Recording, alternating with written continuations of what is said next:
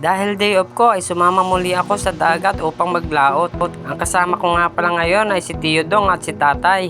Kung mapapansin nyo guys, napakalaking barko ang dumaan dito sa amin malapit sa aming pinaghuhulugan ng lambat. Napakahabang lubid ang aming binitawan para lang umabot sa ilalim ng dagat.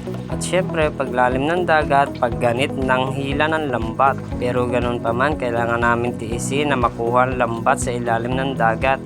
Kung mapapansin nyo nga guys, napakarami namin kasamahan ditong mangingisda, napakarami mga bangka dito at talagang halo-halo na kung saan-saan lugar na ang mga mangingisda na ito. Kaya ganun pa man, shoutout muna sa mga taga Silunay na aming mga kasamahang mangingisda. Shoutout sa inyo. At dyan nga pala sa parting yan, nakipagpalit muna ako kay Tatay dahil napakaganit ng lubid na hinila namin. Kaya sabi ko kay Tatay, siya na muna humila ng lambat dahil masakit na ang aking kamay. At dyan nga ay nakita namin muli ang barkong Tugo. Ayan, dumadaan sa mga kapwa namin mangingisda. At dito nga sa parting ito nga guys, ay dalawang bantasa na ang aming nahihila pero ni isang isda ay wala pa kami nakukuha. Ganun pa man, kailangan namin ipagpatuloy ang paghila ng lambat. At dyan nga ay may nakapatong pa sa aming lambat kaya talagang mas lalong gumanit dahil dalawang lambat ang hinihila pataas. Dumayo pa nga kami sa lugar ng Pola kung saan marami raw nahuhuling isda. Pero ito, tatlong bantasa na ay hindi pa rin nakakakuha. Isang tukula ang aming nakukuha pa. Ni pang ulam man lang, wala pa rin nakukuha. Kaya naman nakakapanghina talaga dahil sa ganit ng lambat ay nakakapagod patakin. Lalo na't wala kang nakikitang isda. Medyo lumalaki na nga rin ang alon at lumalakas ang hangin. Kaya nahihirapan din kami na batakin ang lambat.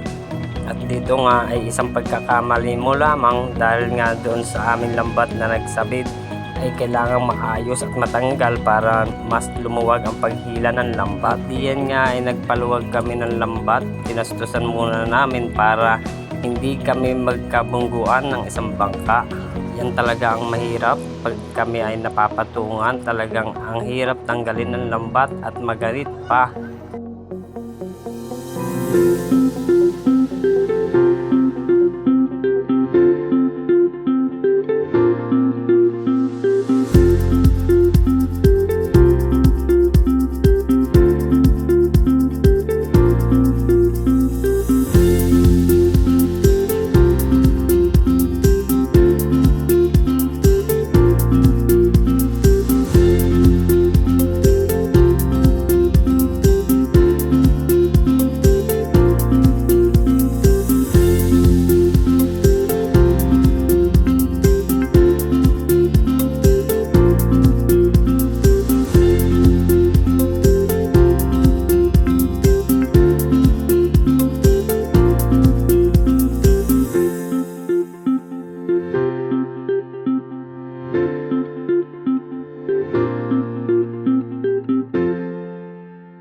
Hanggang dito na lang ang aming video guys at wala talaga kami nahuli. Thank you for watching.